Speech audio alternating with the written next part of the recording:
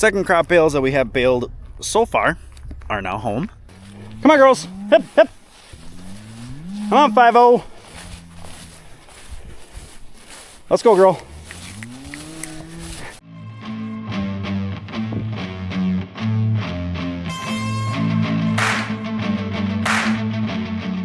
Hey, good morning. Welcome back to Ohrmundt Simmentals. All right, it is Saturday morning. It is a brisk one on the dock for today and for the weekend. Basically, the main thing is going to be picking up bales. It's been cool and kind of rainy this week, so Dad hasn't had a chance to go grab small loads or anything like that. But that is on the dock for today and tomorrow, is picking up bales. We're going to start with second crop so that we can establish those rows. And then when we get to the straw, they'll be the furthest south rows and be on the end. And then that way it's easier to get at. All right, a couple other things that possibly could pop up. One being looking at the John Deere 3970 chopper. Just working on trying to get this guy set up, going through it, what adjustments we want to do. We have been kind of looking at, it did come with a recut screen, but looking at the actual chopper itself, we think this is the framework for it. Looking at some of the different schematics and all that stuff, we think somehow it fits in here. But then there's also like there's a company that makes like a kernel cracker type thing that you can put in there, but it's like $1,000, which when you look at it, it's like, it ain't a lot of stuff for $1,000. Then the other thing is setting the cutter bar, which is this guy, but this obviously doesn't really tell you anything about the condition of the actual cutter bar.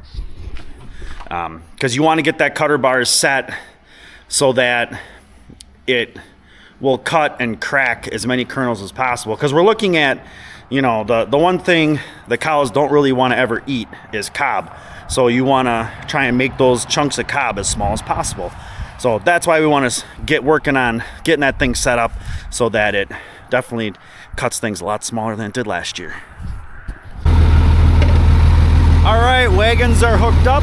We're gonna head down to the pit field and grab those first, because being cool this time of year, it's very wet on the grass. So we're gonna let the hill dry out a little bit before we head up there for those bales. So pit field it is.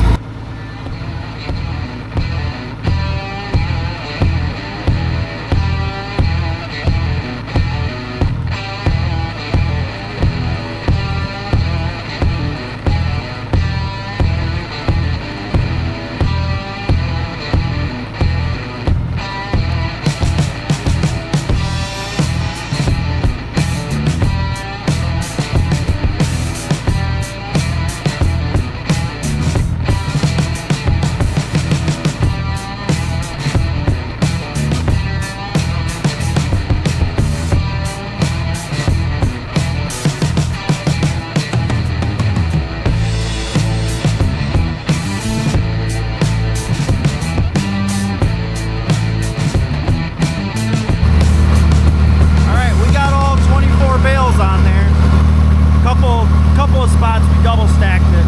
We can afford to do that when we're just on the lane. We're not going very fast and we ain't going very far. Dad said right before we pulled off the field, he's like, I wish we had about 3 or 4 more loads like this. It's just like perfect soft orchard grass second crop, and this is like the perfect stuff to give your wean calves. They will mow on this stuff all day long. All right, so Dad's gonna start unloading that. We're actually gonna do just one line of that, and he's just gonna stack it up in one line right away.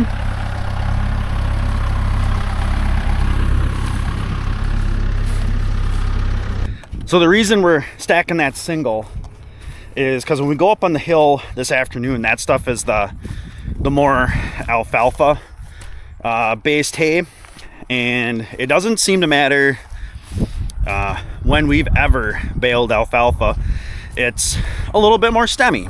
and there's nothing wrong with it. It's good quality feed. And if you don't put it, you know, if you don't chop it up, you don't put it in a mixer or something like that, calves got to go through stemmy hay, or at least a little bit stemmier hay. So what we want to do is segregate out that stuff, put it in a couple different rows, and when we go to feeding it, the first month or even 2 months, we want to be feeding them the really nice grassy stuff. And then we'll start mixing in, as they get older, we'll mix in the alfalfa, because we want to get those calves going, get them on feed as fast as possible, get them transitioned into the yard as quick as possible with as few issues as possible. So I'm out checking fence while Dad's unloading that. He's probably actually done already. So I'm only checking the west side of the creek for now. I'm just gonna dip down here, check up to the creek, just take me a couple minutes, and then I'll buzz back and head back to the farm. But I wanted to show you, when we cut this stuff, the oats, for hay, I was kind of hoping that that grass, whether it would, you know, and we're kind of assuming that it was foxtail, that it would come back and keep growing. Nope, it is all brown. And that's fine, honestly, but it would have been kind of nice if it would have grown to like maybe 3-4 inches tall and it was just grass out there, and we could have let the cows graze on it a little bit, but that is what it is.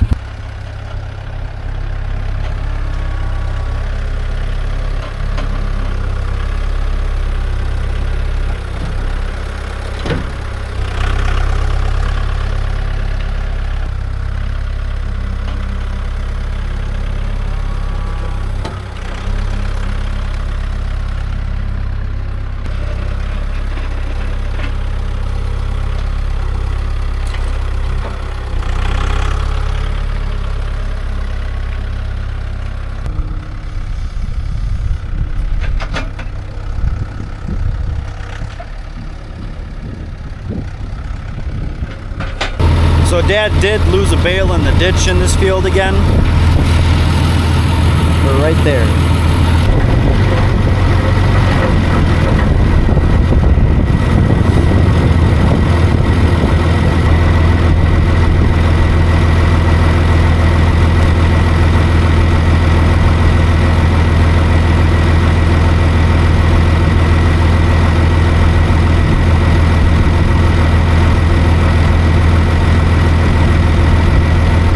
Second crop bales that we have baled so far are now home, which is nice.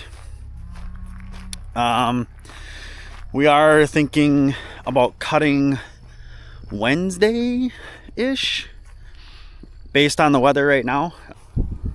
So just the way everything worked out as far as when I could check fence this summer and all that kind of stuff. These guys always got the south third of this field, where this silver water is, but not this time. So what we do when we actually run them right from that corner over to here is we used to do an alley, 2 lines. Waste of time. We give them 1 line, and it goes from basically that opening, we're over about like 20 feet or something like that, 30 feet, and then we run that line right to the corner. And what'll happen is they'll spread out a little bit, but then they'll realize that the line's right there. Dad'll be down here and he'll call them, and then I'll come up behind them. And once they realize they're heading in a line, they're going across, they'll go right through. It's not a big deal at all. All right, so everybody kind of spreads out, but they'll get moving. Crowd's gonna keep going. Come on, girls, hup, hup, hup. They'll nibble a little bit, but not a big deal. Come on, girls. So we just kind of bring up the rear and make sure everybody keeps moving here. They'll get their mouths full a little bit, and come on, girls. Hip, hip. Come on, 5-0. Let's go, girl. Really nice in due time daughter. Her and Photo are the two in due time daughters that we have, and they have been really solid cows. All right, so these guys are always really happy to get back here. There's some nice grass on the field, and driving through the creek bottom, there's some really nice regrowth down in there too. Check the fencer, got a nice strong 6,000 volts, so they should have no issue getting a nice reminder if they so choose to test the waters. Hey, good morning. All right, it is Sunday morning and we are starting up in the barn. We're gonna pull out the John Deere 3970 chopper, because we kept trying to decide, do we want to look at this thing and start tinkering around with it up here, or just take it to the shop, all that kind of stuff. We're just gonna end up taking it to the shop. It's got to come out anyways. So Dad's gonna grab the loader. We're gonna pull this guy out. And if you guys haven't had a chance yet, hit that subscribe button. Follow along for more. Help us get to our goal of 2,000 subs. And don't forget to smash that like button. Help support our channel and what we do here at Ohrmundt Simmentals. And also, I remembered I did not give you guys your local high school football update. So Thursday night, we had Eau Claire North, the Huskies, come to town for the freshmen. We did really, really well.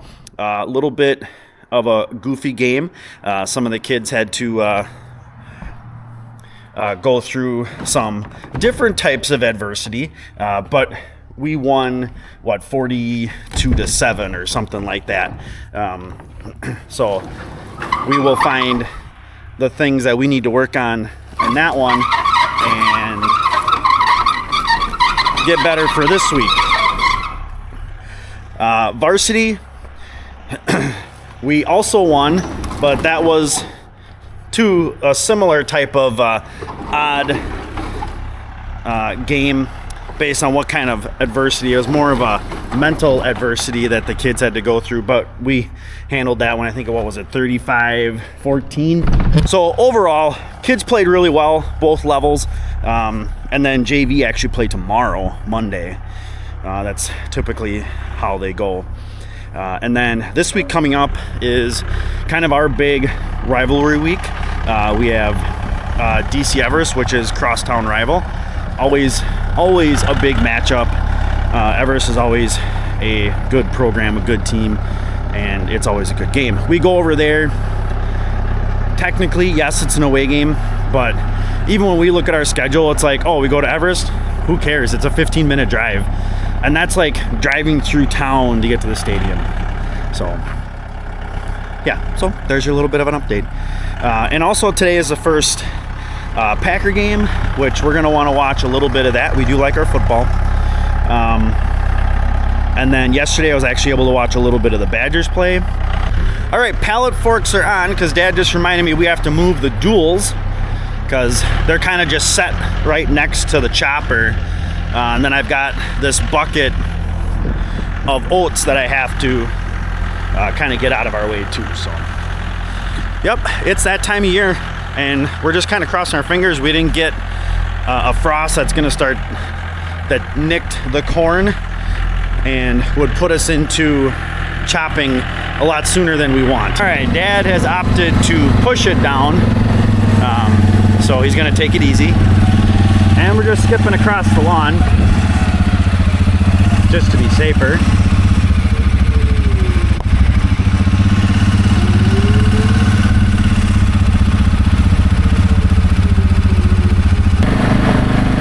Everybody's pretty chill. Just want to find the bull. There he is. All right, so the biggest thing we wanted to start looking at first is this recutting screen. We do have a little bit of horsepower to spare. This thing like didn't even skip a beat last year, but it did come with the recutting screen. And we would like to try and get as much of the cob and the kernels and everything cracked. So I think the theory is it's going to act similar to our grinder mixer, with the screens on there, so it'll just keep cutting until it fits through. So what we're looking at, Dad printed off this guy. So this is all the parts. And as we weren't quite sure if we had everything, but we think we might have it. So what we're gonna do is we're just trying to take it all apart. One, just to make sure we have it all. Two, to see what it looks like. Are there any issues with it, or just learn how it operates. So yeah, I think we have everything that we need to put this guy back together. So this is the part that we really wanted to make sure that we had. So this has these bars here, and then the screen will actually sit on these in here and span this distance, and then you bolt through here up into here, and then you've got these bolts up here, and then you adjust here, and then that'll bring, as you bring this up, that brings the screen closer to the knives. And from what we've read, you're supposed to have that set at like a 1/16 of an inch. That is tiny. Dad did a bunch of looking at how much the individual parts would cost.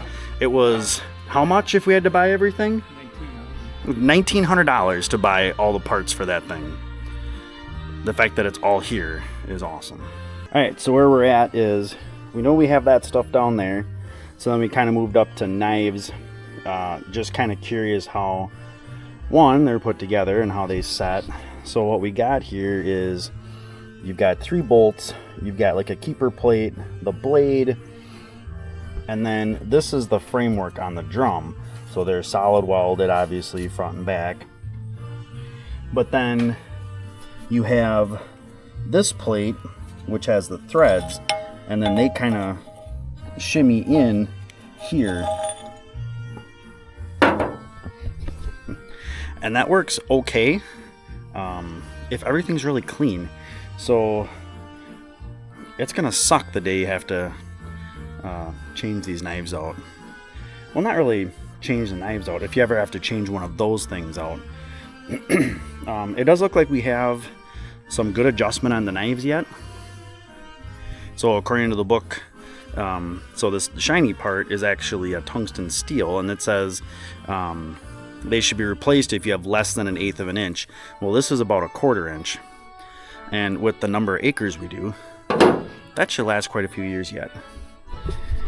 In order to set that, this is a gauge bar, and you swing this guy down. We had to break that loose, and then you basically just set this guy up until it touches. All right, cutter bar. So this whole contraption here helps you adjust your cutter bar in and out. And we're thinking it's adjusting it to go back, but trying to get this thing all loosened up to pull this guy out. We made some progress here. So here's the cutter bar, or what they call the stationary knife. So this is the edge that we were using.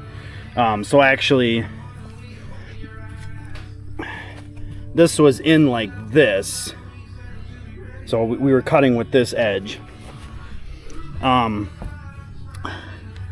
It's not horrible. Seen worse.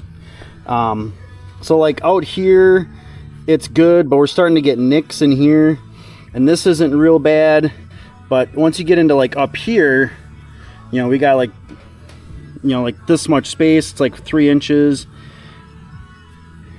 But the majority of your cutting is going to happen from here, down to probably here.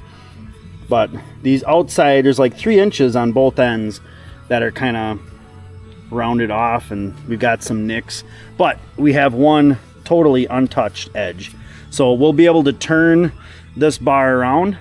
It does give you a top. So it does tell you what side needs to be up, obviously. But then we do have an unused edge. So for us, that's really, really good news. Brand new cutter bar, $350. Not the worst thing in the world. We could probably go buy a new cutter bar. and it would probably last us 15 years. But this one good edge, honestly, for the little bit of acres that we do, I mean, the 14, 15 acres we do, probably lasts us quite a long time. So Dad should be down to the farm in a minute or two, hopefully. And it looks like we're gonna try and grab a load of straw bales. So we'll see how that goes. I am thinking though we're gonna wanna leave like enough room, plenty of room for one more row of second crop and then start straw.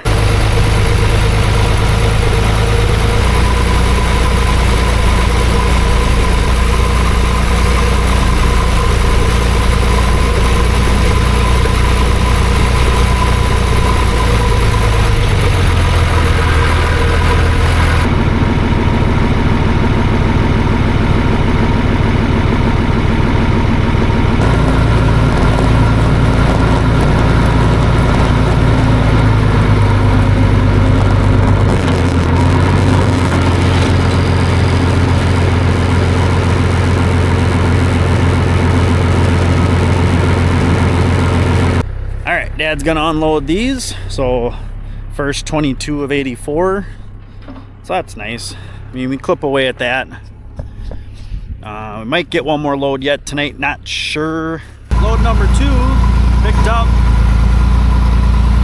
but we're gonna take this back. We're gonna feed the steers. They're still good on hay. All right, we're coming to the end of the day. It is Sunday, so it's the end of the weekend. I'm gonna go in and enjoy some of this Packer game, hopefully. And so we'll see how their season gets going here. But I hope you guys liked the video. Please hit that thumbs up button. And if you got any questions, please leave them in the comments. And don't forget to subscribe. Help support us here at Ohrmundt Simmentals. Help us get to our goal of 2,000 subs. And as always, thanks for coming along.